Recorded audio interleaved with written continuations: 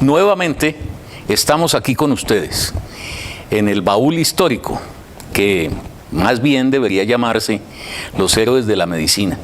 En unos años sí será un baúl histórico, y en esta ocasión tenemos el honor y la inmensa fortuna de que nos acompañe uno de los médicos significativamente más importantes de Colombia, el doctor Rafael Eduardo Rosso Briceño. ¿Por qué digo que su labor ha sido muy significativa? Porque a través de todo su devenir como profesional, ha llevado ayuda, organización médica, desarrollo empresarial, académico, a la mitad de Colombia, a los llanos orientales, a la Orinoquia y a la Amazonia, donde el doctor Eduardo Rosso ha ejercido toda su vida profesional. Bienvenido, doctor Eduardo, al baúl histórico, y para nosotros es un gran orgullo presentarlo al conjunto de nuestro auditorio. Germán, muchas gracias, muy buenas tardes y qué bueno acompañarlo. Bueno, recordemos que el baúl generalmente es para guardar los buenos documentos. Y usted es uno de ellos. Y digo que usted es uno de los mejores documentos de Colombia porque soy testigo de los desarrollos que usted ha impulsado en la mitad de Colombia. El doctor Eduardo Rosso ha sido generador de una facultad de medicina, la proyectó, la desarrolló y fue su decano de la Facultad de Medicina de la Universidad Cooperativa de Villavicencio, y que ha permitido a miles de estudiantes de los llanos orientales acceder a estudios superiores en el campo médico. El doctor Eduardo también ha sido director de la Clínica del Seguro Social, estoy diciendo cuando era mucho más joven. Actualmente el doctor Eduardo Rosso es vicepresidente nacional de la Cruz Roja Nacional. Y está recién elegido, de manera que sea también la oportunidad para felicitarlo. Doctor Eduardo, cuéntenos cómo es actualmente un día suyo en su actividad de servicio. Bueno, primero tengo que decir que dentro del esquema de pensiones soy un feliz pensionado, y gracias a mi labor profesional médica. Y sin buscarla realmente. Estaba embebido en mi trabajo y algún día un amigo, estaba yo ya en la Facultad de Medicina regentándola, y un buen amigo me dijo: doctor, ¿usted cuántos años tiene? Le dije: pues tengo 55. Me dijo: ¿y usted no fue que trabajó 20 años en el Seguro Social? Ya me había retirado hacía un tiempo. Me he retirado en esa época tal vez unos 8 años, 9 años del Seguro Social. Le dije: sí. Me dijo: usted ya tiene derecho a pensión. Y bueno, pasé mi solicitud, y como buen colombiano tuve que pasar hasta una tutela con el Seguro Social, pero logré mi pensión. Pero no me quedé ahí quieto. Usted pregunta cómo es un día de trabajo. Como cualquiera que está trabajando a plenitud. Me levanto a las 5 de la mañana, 6 de la mañana ya estoy dirigiéndome hacia mi trabajo, que es voluntario, Cruz Roja Colombiana Seccional Meta, la cual presido, y allí prácticamente todo el día estoy haciendo mis labores de gobierno en esta seccional, pero como creo que no debo dejar todavía la medicina, todavía tengo un consultorio que atiendo cerca de mediodía, 2 horas, pero ya sin el estrés, sin la preocupación, sin estar viendo casos muy difíciles, solamente para que no se me olvide todo lo que nuestros maestros nos enseñaron en la medicina. Bueno, doctor Eduardo, ¿y qué tantas actividades desarrolla la Cruz Roja Seccional Meta? Muchísimas. Cuéntenos. La Cruz Roja en el mundo cumple su misión humanitaria, porque la misión humanitaria de la Cruz Roja es muy afín a la medicina. Aquí en Colombia la fundaron médicos, básicamente, 4 médicos, todos lo sabemos. Nosotros desarrollamos labores, la más conocida que es la labor de socorros, o sea, rescates. Pero también desarrollamos doctrina, o sea, recordar que existe el derecho internacional humanitario y que hay que aplicarlo, sobre todo en este país. Pero también tratamos de salvar vidas, no solamente por situaciones de conflicto armado, sino también por enfermedades, y hay mucha atención en medicina preventiva, salud comunitaria y sobre todo atención primaria en salud. Pero también tenemos educación, y no solamente para el interior nuestro, sino hacia la comunidad.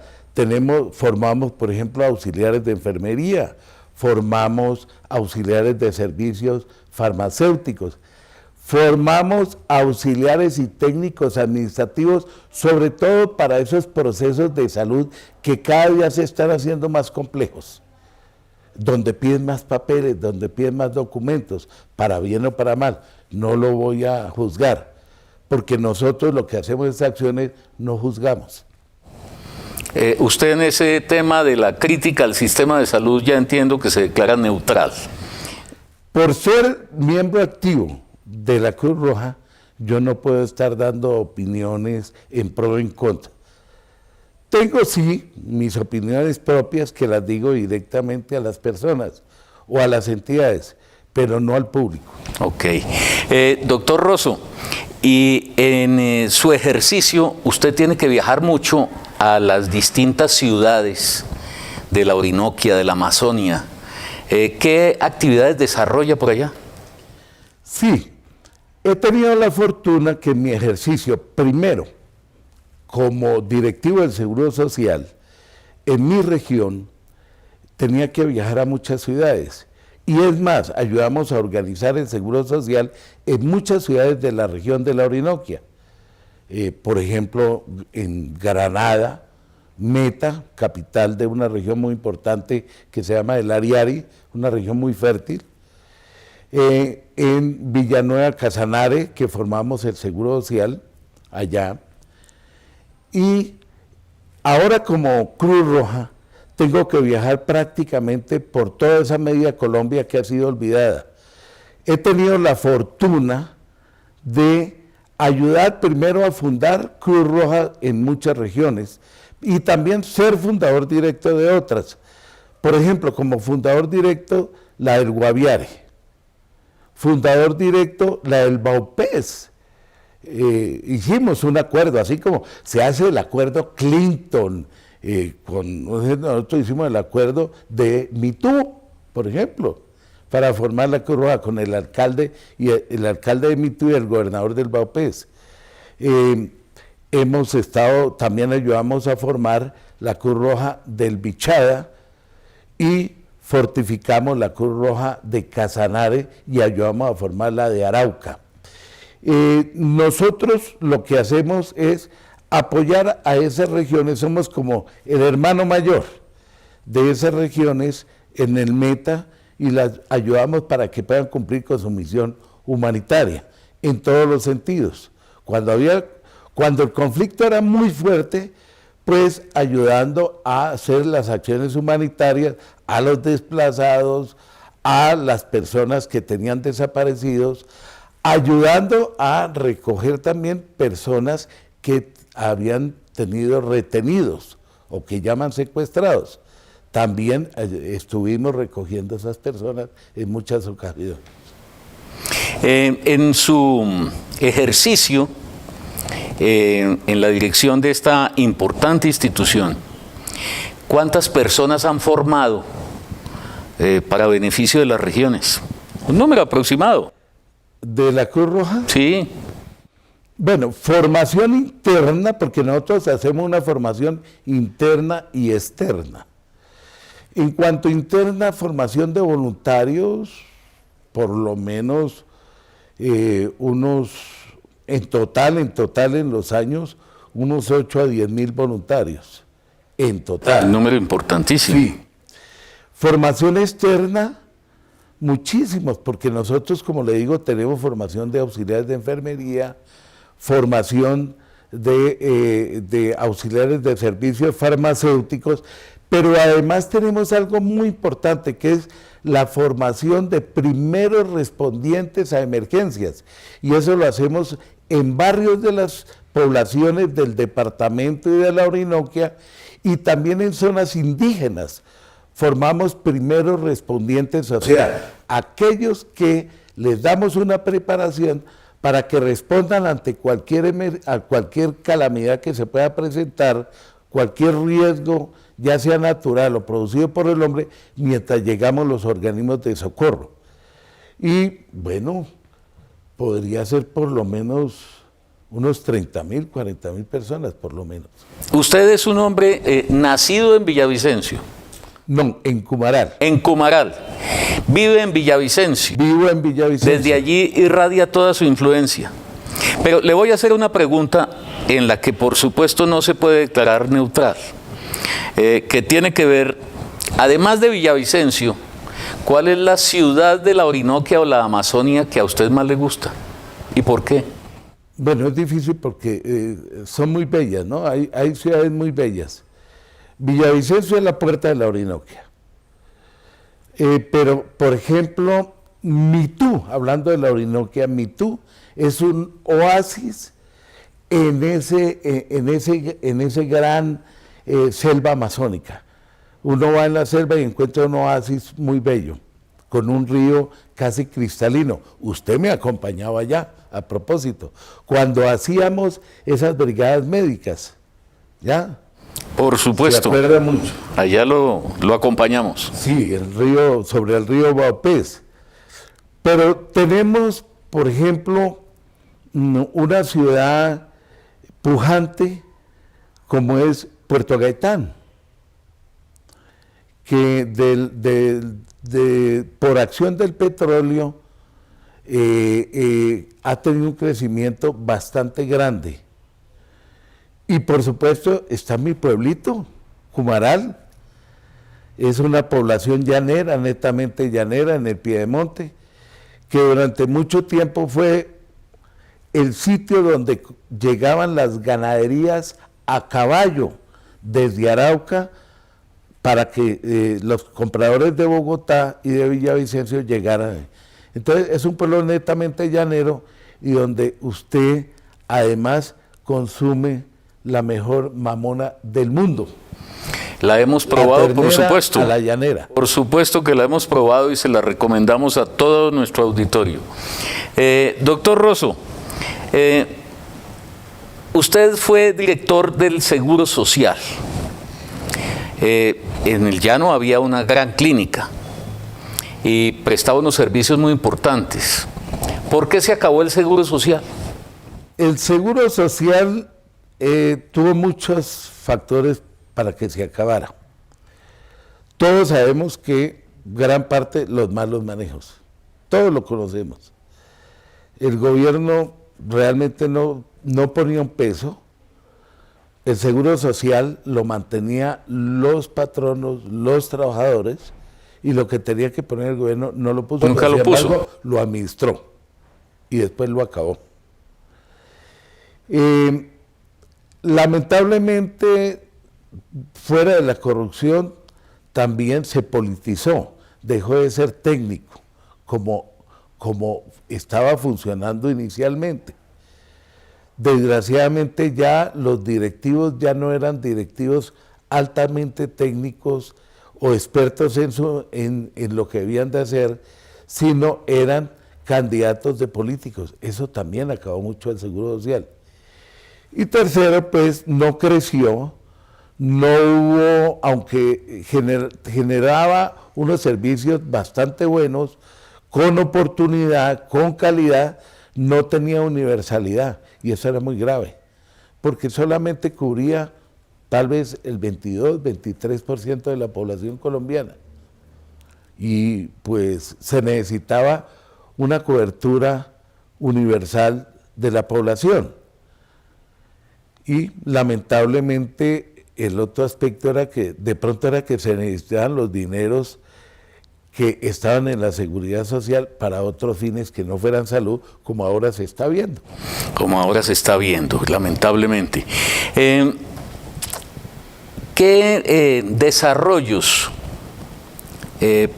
ha tenido Villavicencio y las otras poblaciones importantes de la Orinoquia y la Amazonia, desde el punto de vista de la prestación de servicios, en lo que usted ha visto en su proceso de vida profesional? Bueno, Villavicencio, en general el llano, en el llano ha terminado el letargo de esa horrible noche cuando no se dejó progresar el llano, porque solamente podría servir para mandar a políticos indeseables, como ocurrió a finales del siglo XIX. Afortunadamente, algunas personas entendieron, y que tenían algún poder, que en el llano, como era plano, se podía mecanizar, y afloró la agroindustria. Y además de que el llano era muy hermoso y que se podía llegar porque medio le arreglaron la carretera. Entonces llegó el turismo. En la parte de salud, si tú me preguntas, en el llano se dieron cuenta que se podía hacer también muy buena medicina, y ahora hay entidades hospitalarias importantes. Tenemos una clínica cardiovascular muy buena donde se hace operaciones abiertas de corazón y con una tasa de mortalidad muy baja, tengo conocimiento. Pudimos con un amigo saber que se podía construir una facultad de medicina, podíamos hacerla, y nos propusimos con un amigo, rector de una universidad, lamentablemente que ya falleció, y lo hicimos con alta calidad. Muchos enemigos, pero también bastantes amigos. Y hoy está funcionando, médicos que hemos logrado que se eduquen en la región, que se formen, luego salen a hacer su especialización y ahora se están irradiando más de 700 médicos, y sin embargo se necesitan muchísimos más. Ahora, si hablamos del llano, el llano es rico en agroindustria, sin hablar del petróleo, que eso muchas veces puede ser una maldición, porque el petróleo atrae muchas expectativas, pero da muy poco para las regiones, y menos ahora que se ha hecho un raponazo a lo que la tierra produce. Si la tierra produce petróleo, pues es lógico que algo se le entregue a esa tierra que lo produce, o de donde se saca por lo menos, y no que se lo quiten, porque son muchas las expectativas, muchas las personas que llegan, pero pocos los servicios que se producen, que son obligaciones del Estado, servicios públicos, servicios de salud, más seguridad para las personas. Viene la inseguridad, eso es lo Han terrible. crecido muchas clínicas en el llano. Sí, han crecido clínicas, no solamente en el llano, en Villavicencio, sino también, por ejemplo, en Yopal, también en Granada hay un hospital de segundo y tercer nivel, en clínicas especializadas. Sí, ha mejorado bastante el servicio de atención como tal, médico. Privado. El problema es que la seguridad social, tal como la conocemos, pues sigue siendo lamentablemente un desastre. Pero la medicina como tal y la oferta de medicina, sí. Sí ha mejorado.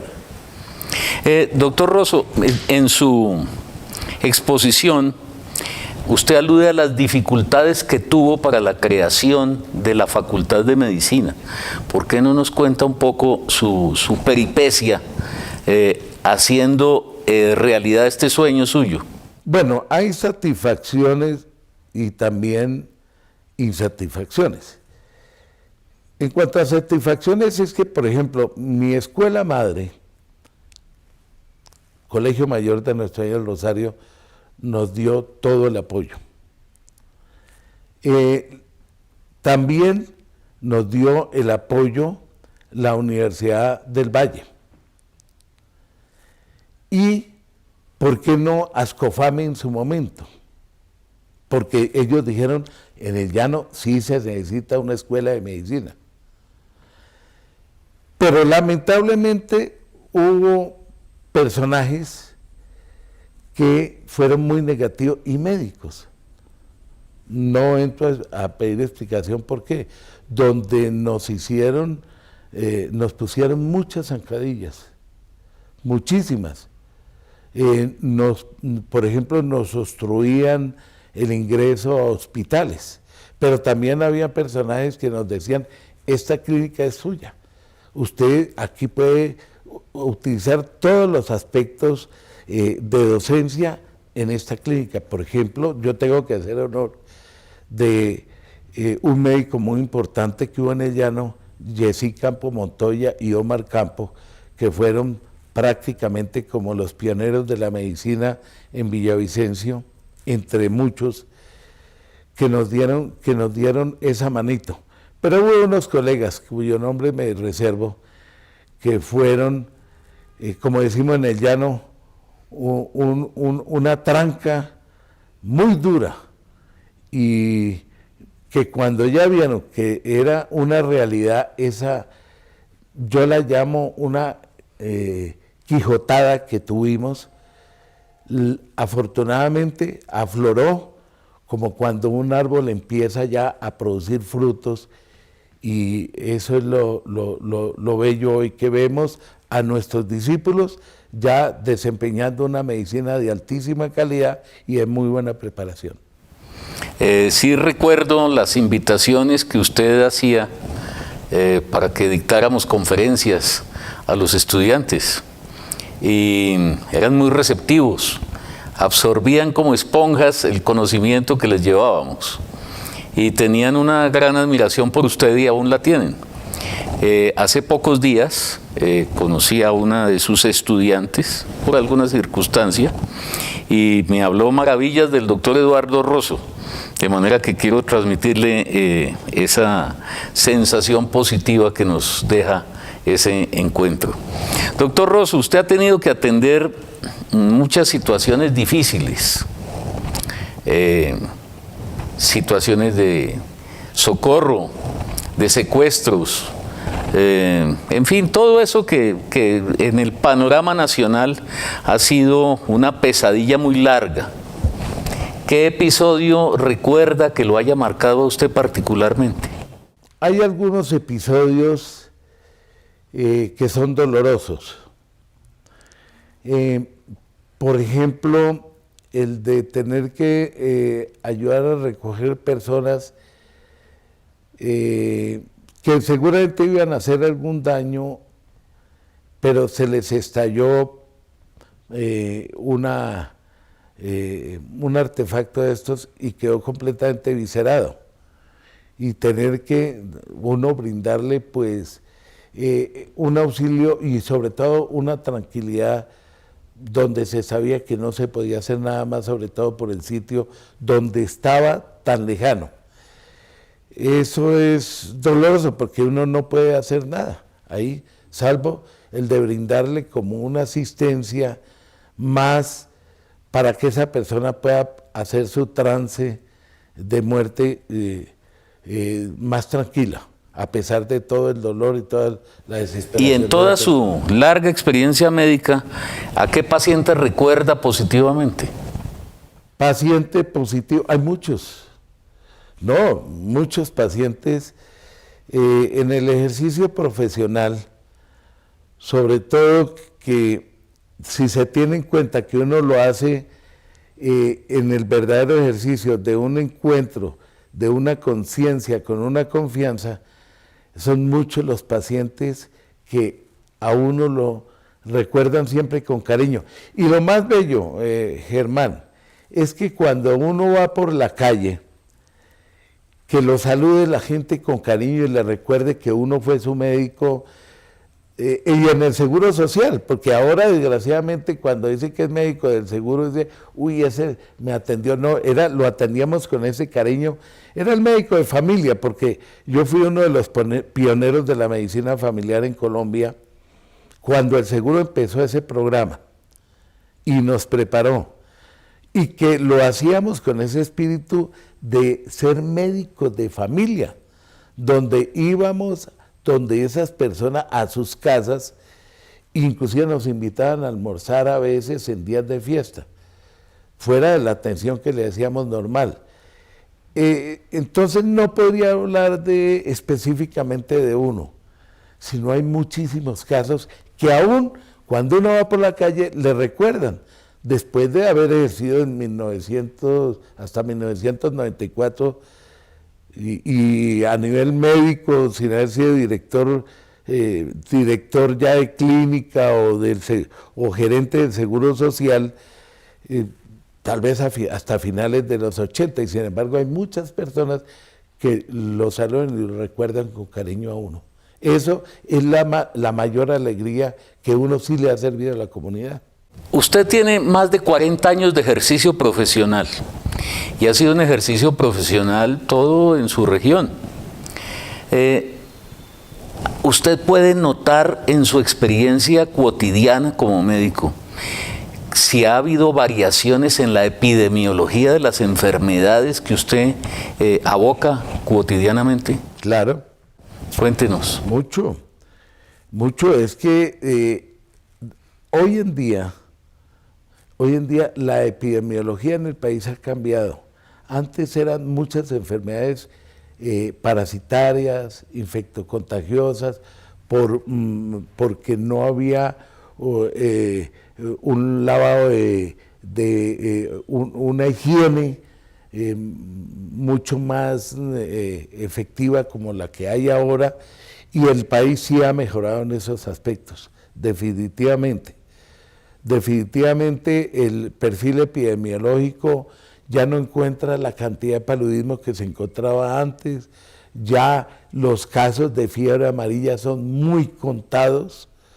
Antes, me acuerdo, cuando yo empecé a hacer mi rural en Granada, llegué en el centro de una epidemia de fiebre amarilla y lo sentí porque mi habitación que me asignaron quedaba al lado de la morgue. Y eso llegaban por montones muertos de fiebre amarilla en esa época.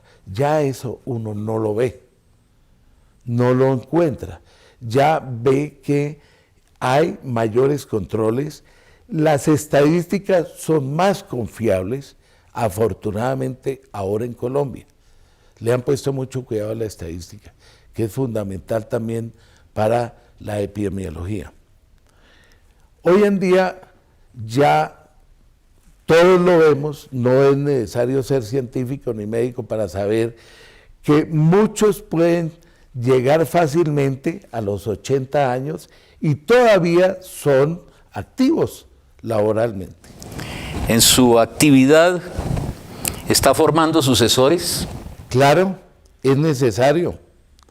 Y hay que tener claro además cuándo uno debe salir. Por ejemplo, mi actividad ahora en la Cruz Roja, o siempre mi actividad en la Cruz Roja ha sido voluntaria.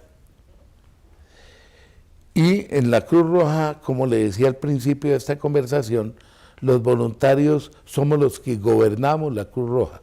Los empleados son los que hacen la logística para poder cumplir con la misión, o la gerencia. Y es necesario saber uno cuándo debe salir y además formar a los que deben continuar la obra que uno ha venido haciendo. Porque o si no, terminamos en gobiernos chernenquianos de mucha edad y de pronto no hay sucesores muy claros que pueden dañar la obra o cambiarle un rumbo que no es la misión institucional. Toda esa actividad que usted desarrolla es una actividad febril. Yo a veces que lo he acompañado quedo cansado de verlo. ¿Cómo concilia usted su actividad profesional con la familia? Tengo muy claro. Yo trato en la familia de no hablar de aspectos de trabajo ni profesionales, sino asuntos de familia. Y hacer algo diferente porque si no, pues la mente no puede permanecer sana. Uno tiene que variar. Por eso es tan importante que un fin de semana uno monte a caballo, se acuerde que es llanero, de pronto ayude a ordeñar una vaca o de pronto a marcar un becerro. Claro, usted como médico y llanero, por supuesto que también tiene afinidad por la ganadería. Cuéntenos su afición por las vacas y los toritos. Pues algún profesor nuestro decía la mejor especialidad de la medicina es la ganadería.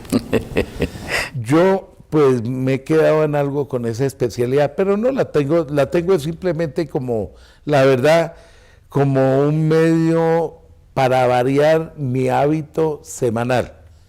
Entonces, tengo una región campestre, tengo un área campestre donde no tengo muchas vacas, y no ha sido porque me han operado de los ojos y que después veo pocas porque tengo que pagar honorarios, pero me sirve para cambiar de un ámbito, me sirve para cambiar de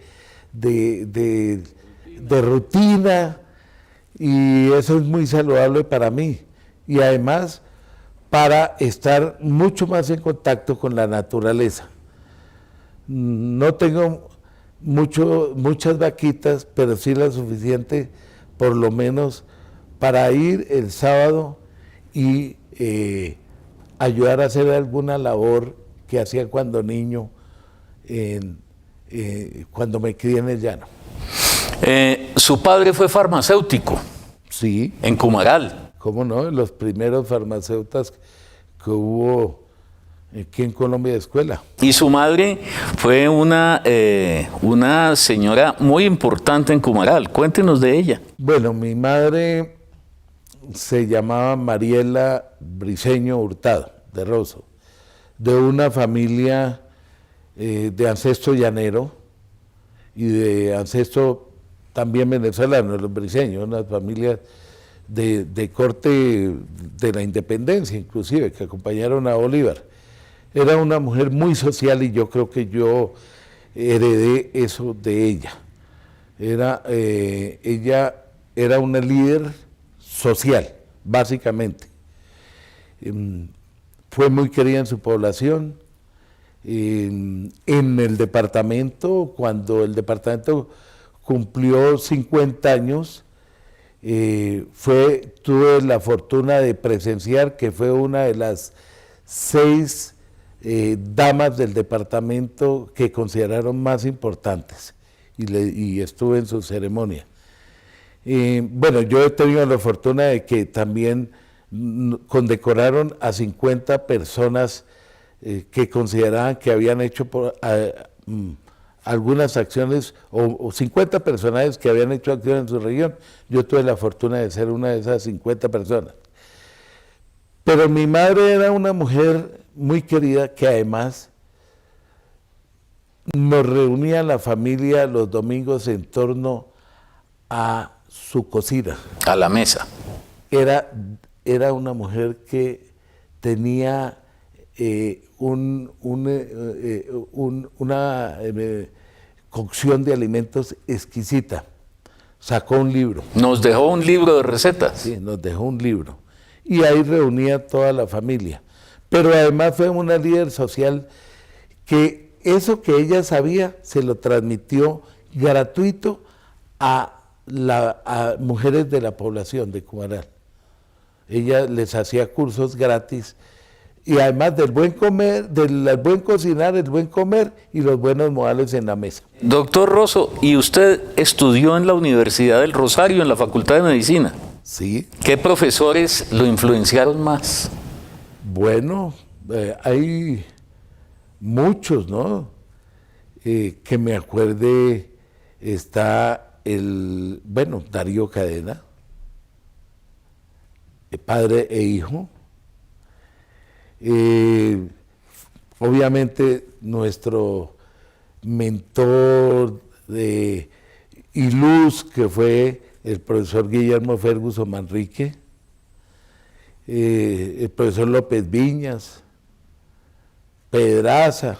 Bueno, hay tantos que nos dejaron, decimos nosotros, nos dejaron una impronta, y gracias a ellos y a su ejemplo nosotros pudimos ser hoy y pudimos realizar lo que hemos hecho en esta vida en la que ya estamos llegando a el otoño. ¿Y de qué colegio salió usted, doctor Rosso?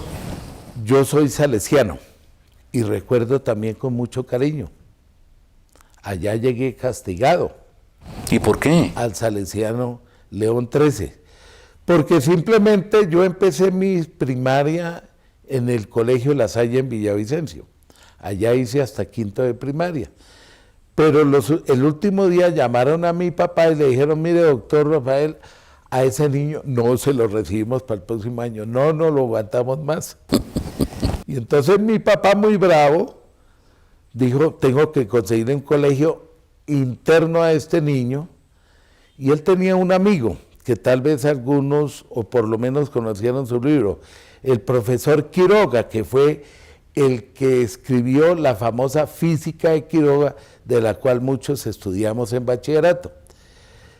Y le dijo, yo le tengo el colegio para ese niño. Y él fue el que me ayudó a entrar al Colegio Salesiano León XIII, requinterno, o sea, no salía sino en Semana Santa, en junio y en noviembre. Pero allá me enseñaron a ser un gran estudiante, me disciplinaron, me enseñaron a hacer culto. Tengo los mejores recuerdos, y aunque estuve 5 años preso en ese colegio, porque quedaba donde hoy queda, en la quinta con octava, que eso era una cárcel primero, por allá a finales del siglo XIX, cuando le entregaron a los salesianos, donde queda el Camarín del Carmen, a propósito. Pero la educación de ellos es inigualable, es de los mejores recuerdos. Le enseñan a uno deportes, cultura, hasta instrumentos, gratuitamente le enseñan a tocar. Lástima. Lo que demuestra que la disciplina bien aplicada es supremamente fructífera. Sí, es fructífera, porque de un montaraz, una persona que venía a una tierra difícil, que era el llano, pues bueno. Y sacaron un hombre importante. Creo que aprendí muchas cosas y me enseñaron a hacer culto, a querer la ciencia, y bueno, ahí pude entrar fácilmente al Rosario. Me acuerdo que saqué el 10º puesto de los que nos presentamos. Nos recibieron a 50. Yo fui el 10º. Hablemos un poco de su familia. ¿Cuándo se casó? Yo me casé cuando estaba terminando la carrera, Germán. Yo era un solterón de dos empedernidos hasta ese momento. Y de la noche a la mañana me casé. Afortunadamente todavía vivo con la misma desde 1973. Soy una especie en extinción. Somos muy pocos los que podemos decir que llevamos más de 40 años casados con la misma. ¿Y quién es la afortunada? Ana Teresita Marín de Rosso. Ustedes la conocían cuando éramos novios. Y una mujer magnífica. Primero magnífica porque me ha aguantado. Eso es muy importante. ¿Cuántos hijos? Hijos, 3 hijos. Todos profesionales. ninguno siguió la línea en la medicina, pero sí tengo una nieta que ya va a terminar en la Sabana. ¿Y nietos? Nietos, 8 y el rancho ardiendo. Dentro de poco tendré la 9ª nieta. Una es australiana, me llega en estos días a visitarme, pequeñita. Ya usted forma parte de los abuelos que está exportando nietos. Ah, sí. Eso forma parte ya de esta generación. Eso forma parte de la generación. Una, como le decía, está terminando medicina con la alegría de que tiene un promedio de 4.4 en la Universidad de La Sabana. Va a salir con ese promedio más o menos. Que eso es difícil.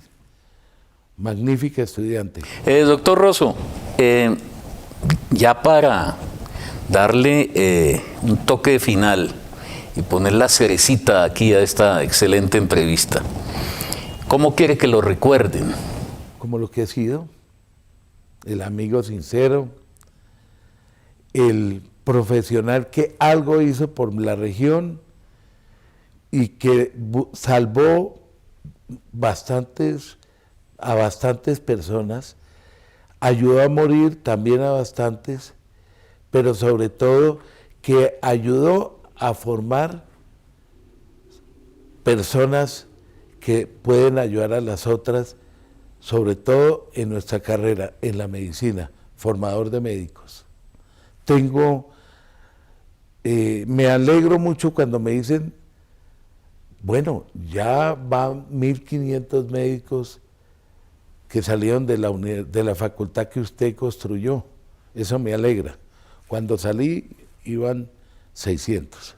Doctor Rosso, muchas gracias por su tiempo. Hemos dado por finalizada esta amena entrevista y esperamos que el ejemplo suyo se irradie a todas las personas que escuchen lo que hemos conversado esta tarde del mes de julio de 2017. A usted, Germán, muchas gracias por haber seleccionado a esta persona y que con las anécdotas y con lo que hemos contado, algún día